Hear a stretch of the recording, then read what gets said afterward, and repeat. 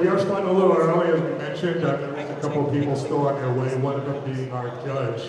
So, one of our many judges.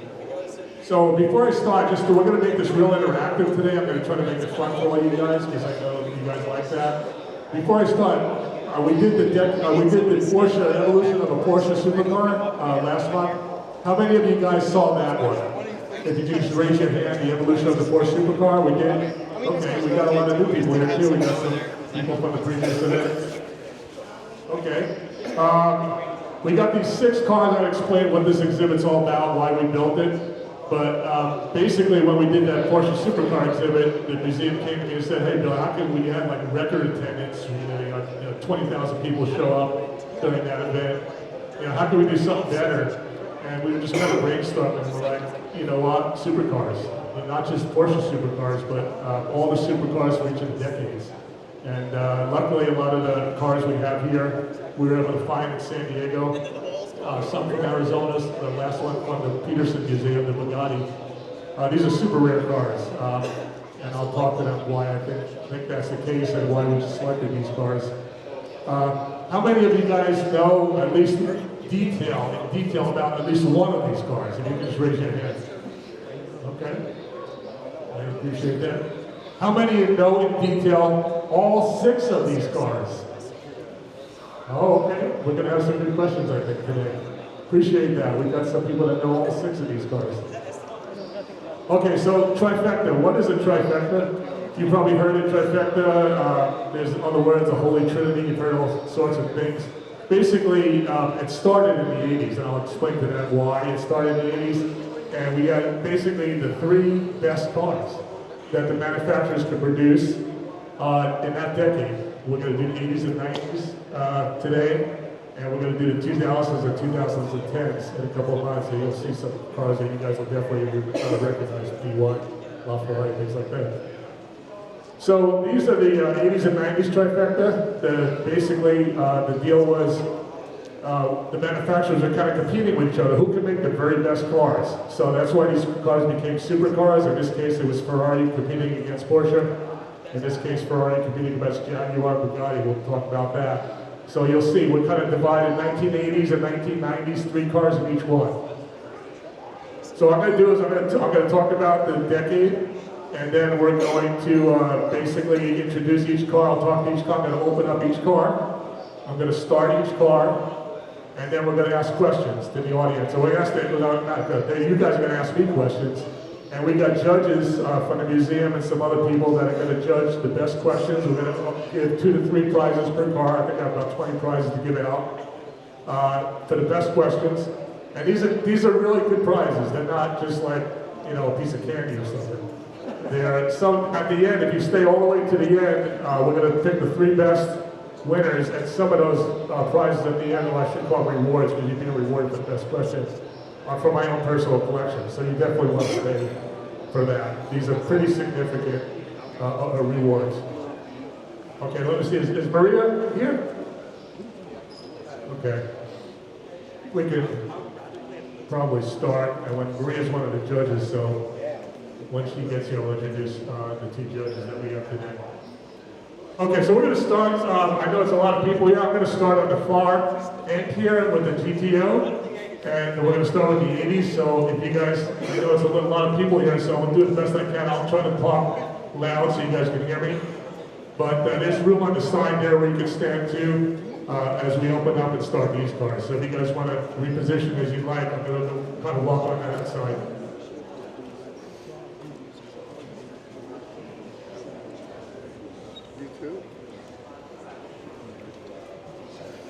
Take some pictures, go ahead. No, it's okay.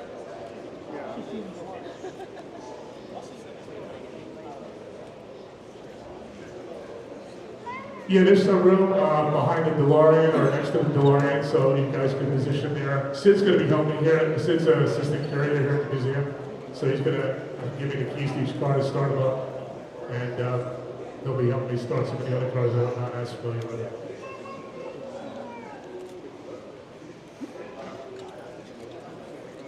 Okay, 1980s. Why did we pick these cars?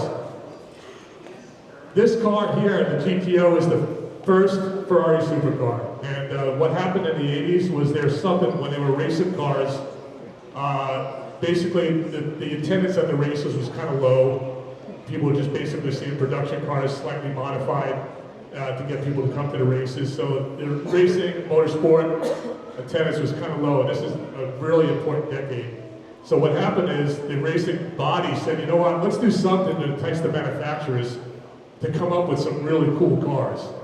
We're going to say, if you want to do this event, we're going to call it Group B, is what we're going to call it. You guys might have heard that term. And for Group B, you have to make at least 200 cars to qualify, 200 production cars that people could buy, because we want to be able to race cars that people could buy for themselves. But at the same time, there's no limits. Do your very best technology, your most exotic technology, and just make these cars be the very best they could be. And this is 1980 now. So this kind of started this whole supercar thing. There's this competition now between the manufacturers. People are like, we want to get in on this. This is going to help our sales. It's going to help us look good. Ferrari's obviously, we want the best. So Porsche is like, they kind of get my attention too. So that thing started. They raced a couple of cars.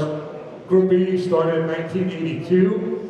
Unfortunately, it was canceled in 1986 because the cars were so fast. When they raced them, people actually get killed in these cars. So Group B only lasted a very short time. So what you see here in the 1980s are cars that were produced with that incentive to make the very best car that you can. So we're going to go through that with that example, and we're going to start with the Ferrari here. Okay, so Ferrari 288 GTO, you guys probably have seen this car, maybe heard about this car. This is the first Ferrari supercar. These are super rare cars. I think there's only a handful of these in California, probably only about maybe 15 in the whole United States, if that many. So these cars, again, Ferrari stepped up to the plate. They said, you know what, we're going to take you up on this competition. We're going to build a car. We have this 308. We're going to completely redo it. We're going to use our most exotic F1 technologies. We're going to make it out of carbon Kevlar. We're going to put a V8 in. We're going to mount it longitudinally. We're going to put twin turbos in. Turbos were kind of not really that popular back then and kind of new. So we're going to make a car that's just going to blow the socks off everybody else and enter into this race. We're going to make 200 of them. They actually turned out to make 272 near the end. And this was the first car, not only the first Ferrari supercar, but the first car to exceed 300 kilometers per hour. And it kind of coming out of Europe. 300 kilometers per hour is about 186 miles per hour. So now it's like, well, what's the first car to exceed 200, which we'll get to later. But basically, it was the first car to exceed 300, which was a big deal back then. Nothing else was going 186 miles per hour. So this happens to be my car. I bought this car from a guy in Connecticut many years ago, probably over 10 years ago. And I've had it in my car. It's been a show winner at some of the most famous shows, the Quail. It'll actually be in the La Jolla Concours. These two cars will be in the La Jolla Concours in April, so if you guys happen to come to that, these two cars will be on the lawn there. So again, 0 to 60 in 5 seconds, kind of unheard of in the early 80s. 189 mile per hour, 395 horsepower. So what I'm going to do is I'm going to start this car. I'm going to have little stories about each car after I start it, and then I'm going to ask you guys to ask me questions. And then when our other judge gets here, we're going to judge the best questions, and then we're going to give out some rewards for that. So if you,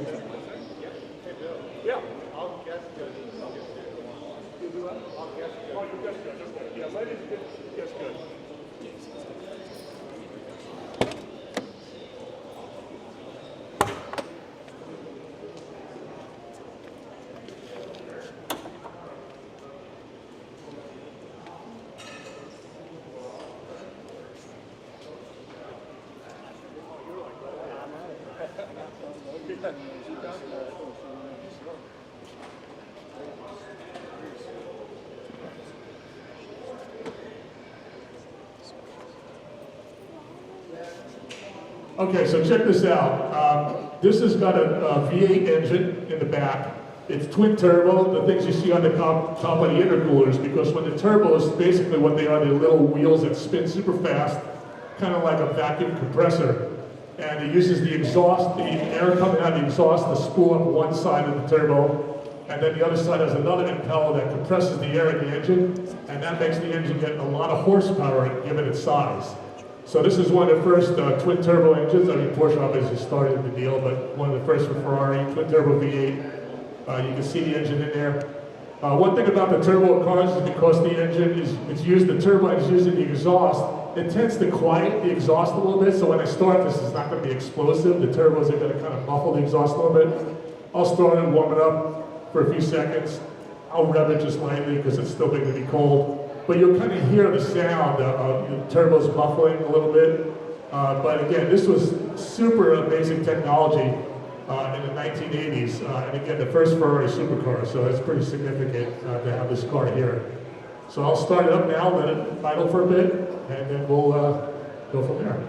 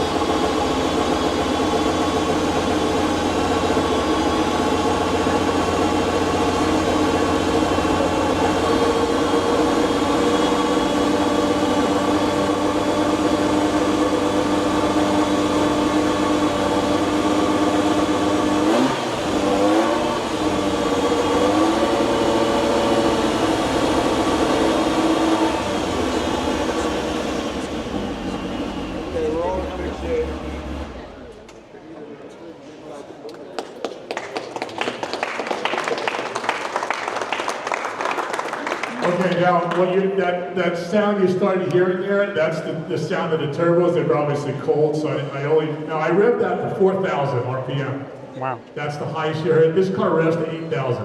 Okay, so if you can imagine me driving this car at 8,000 RPM, imagine people in the 80s getting into this car and hearing that engine revving to 8,000, 180, almost 190 mile per hour top speed.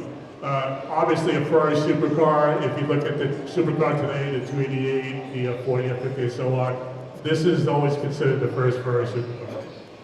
So take a look, and I think what I'm going to do is I'm going to basically now open it up to questions from the audience. If you can just raise your hand if you have any questions about this car. And as I mentioned, we have the judges here. Actually, oh, hi. Yeah. Okay, Maria, yeah, let me introduce the judges before we start. Maria, can you come up? Maria's here. She's one of our, actually Maria helped me design this exhibit. Thanks for coming. Maria's helped us get the car from the Peterson Museum. She helped us get quite a few of these cars. I've been working with Maria on the previous exhibit. She's now consulting for the museum, but she's, so we got her, Maria's a judge. She actually knows these cars inside out. So she's going to help pick the top. I think we only have 2 winners on the GTO because I only have 2 rewards for that. That's super hard to get I gave it away. Super hard to get rewards for the GTO. So we're going to have 2 winners on that, and then we'll have 3 on each, and then at the end we'll have 3. And then Vita's my wife. Vita's a car girl. So she's also going to be a judge, and she's been judging all these along, and she knows good questions, believe me. She knows all these cars. So between the 2 of them, they're going to agree. So let's start. Raise your hand. Yes, right here. What is my favorite 80s supercar is the question. Of the cars here, let me think for a minute. That's a tough question. I'm going to say the F40. And the reason I say the F40 is because I'll get to that. It's probably the most raw of all these cars when you drive it. It's the most thrilling to drive. It's the kind of car after you drive it, you feel like, you know what, I'm kind of good for the day. So I said, in terms of that, it's the most satisfying. So I would say, yeah. Good question. Yeah. General question. When did Ferrari and Porsche switch from carburetor to fuel injection? And my other part of it is, the fuel today is so terrible. What kind of fuel do you use and where do you get it? Yeah, so these cars they're not carbureted cars, they're fuel-injected cars. They switched to it around the 70s. Porsche switched to fuel injection. Same thing with Ferrari when fuel injection started coming out. And question about the quality of the fuel. You're right, the fuel here, if you leave these cars sit for too long, especially on a carbureted car, not so much these, the fuel tends to gunk up. I put regular 91 octane in these cars, California pump gas. You kind of have to start them at least once a month to make sure the injectors don't clog. Carbureted cars are way worse. I have a 427 Cobra, and that thing just clogs up and it's horrible. But these cars, the fuel injected cars, they have a little self-cleaning technology in the injectors, so they're not so bad with the modern fuels. Okay, yeah.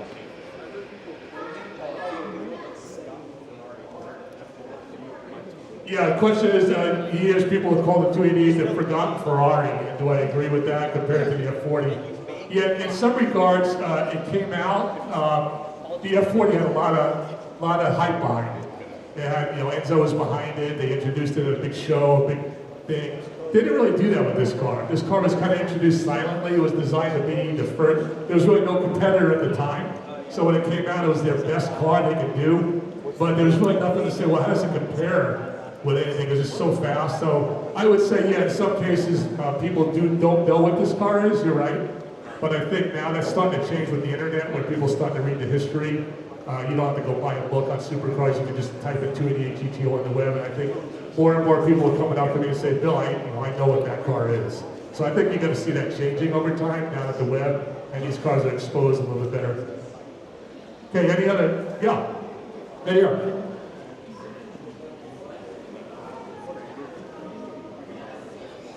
Yeah, question is, how did my passion for car collecting start? Well, my dad was he liked cars. He used to work on cars himself, not these kind of cars, more like American cars. So he would always change the oil. He would take the heads off and do all that. So I guess he got me into it mechanically. So I think the answer to that question, I think my dad was primarily for that, the mechanics of the car and how these cars work. Now, just to give you an example, my mom, she's not a car girl at all. And she comes in my garage and she sees a bunch of my Ferraris, the red Ferraris. And she's like, well, Bill, why didn't you buy all the same cars? I said, well, Mom, they're not really exactly the same, but to her they look the same. But, I think because of my dad so passionate about it, and my dad and Mom used to fight all the time about this, because of my mom. But good question, appreciate you asking that. Okay, some questions down here. Yes?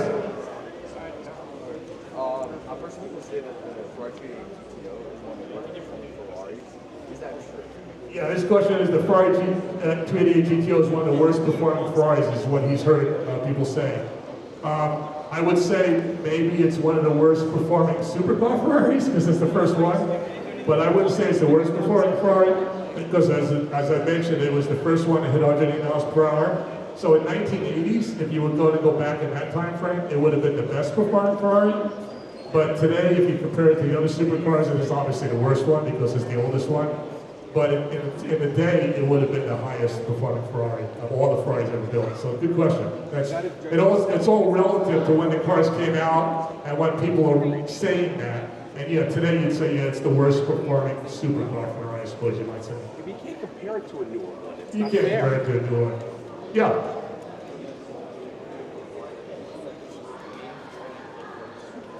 Yeah, the question is, what's the main component you look for in a supercar? I guess what I would say is it the best car that they could have built at the time?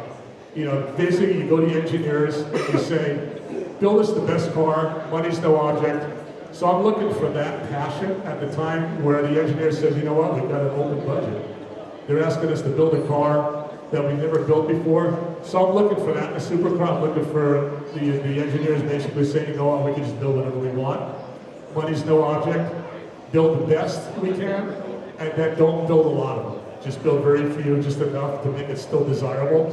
So I would say performance, the engineers don't build a lot of them. That's my definition of a supercar, and obviously the highest performing car at the time. Now the question is, when we picked these three, we actually looked at Top Gear magazine, and the Top Gear, they actually picked the same exact three cars as us. Because the decades, the trifecta, that's a term that didn't come out until 2000s when the Acura GT, the Enzo and the Ford GT came out. Then they said trifecta. So it didn't really exist for this. So Top Gear magazine and the show, they did the same thing we did. And they basically said, we're going to pick these as the trifecta, which the term didn't exist for the 80s. So they totally agreed with us on these three cars. Yeah. The GTO kind of reminds me a little bit of the Ferrari 308. Yeah. Was there a particular reason why the styling for the GTO didn't go in maybe a more of an exotic or a different evolution or a different look than the 308? Yeah, the question was, the car looks so much like the 308. Why didn't, Ferrari had an open checkbook. Why didn't they do a more fancy styling car? That's a good question. This car, it does look like a 308. Obviously, quite a few differences. The engine's mounted longitudinally, where the 308's mounted, this way, latitudinally. It had carbon Kevlar they didn't use on the 308 twin turbo. But to answer the question, I think the question is, let's try to make the highest performing car. And Enzo at the time was like, you know what? I'm all about the engine. I'm all about trying to put all our money into making a performance car. I'm not going to put into money into styling so much. Okay. We don't really have that budget. I mean, I'd rather just make it a car that's the fastest. Okay. And yeah, it kind of looks like a car we already made, but that's fine, as long as it can kill it and it's in performance. Good question. Thank you. Yeah. I see there's luggage in the front of this car. So at the time, was there different options of custom-made luggage you could get for the car? Accessories. Yeah, question about the luggage in the front. That luggage is made by Schedoni. That's the original luggage for this car. I think only 30 cars had that luggage. So you got the luggage fitted for the car. Schedoni made it specifically for that car. If you happen to order a car with the luggage, Schedoni would give you that luggage. So that's, you wouldn't be able to order that luggage. It basically is made specifically for the car. Yeah, go ahead. Yeah, there is actually, I'll get to that in the next phase, but there is luggage that perfectly fits the ends. I'll wait until I get to the F40. Stay around for that, because that question, there's luggage that perfectly fits the F40, so I'll show you that. Yeah.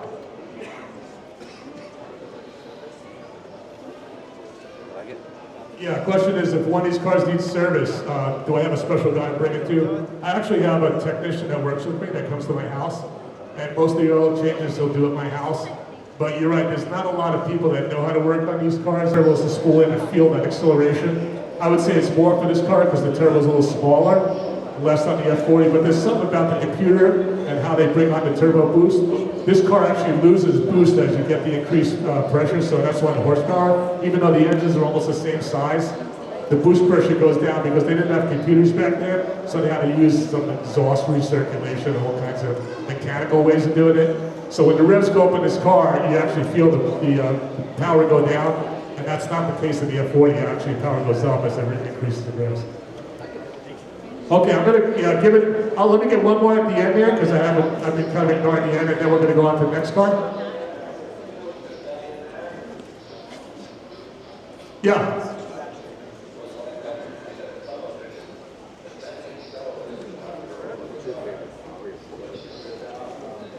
Yeah, the question is, these cars all have an iconic background. What gave me the incentive to put 288 in my collection? Honestly, I wasn't a fan of the 288. That's one of the last cars I bought. People are like, Bill, you need to get the 288. It's kind of matches the decades of Trifecta. I'm like, I don't really like the car that much. I don't like the styling of it. But after seeing it in person and being around it and driving it, I kind of get this car. It's kind of like an Italian muscle car. It has kind of a style of the Italians are going to make a muscle car. I think that's, a lot of people say that to me, like, you know what, it looks like a muscle car that maybe someone in Italy would make. So given that, I started liking the car, and I think, good question, that's the reason I finally decided to have it. Yeah, thanks for that question. Okay, so the judges now, we're just going to pick two winners for this because I only have two rewards. So we're going to ask the judges. Let me go get the rewards out.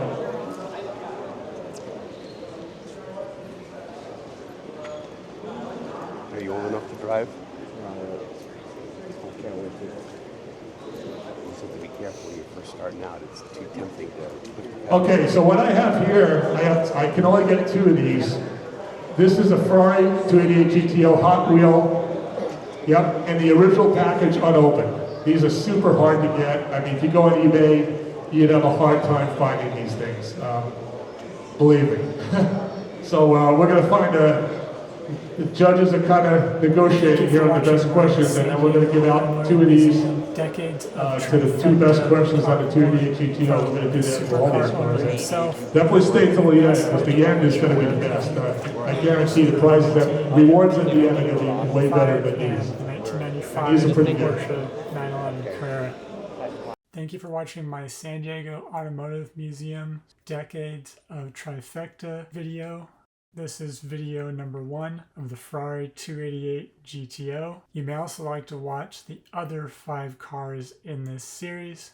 I also have a video of an interview with 1988 BMW M5 and a 1995 Porsche 911 Carrera. Have a great day.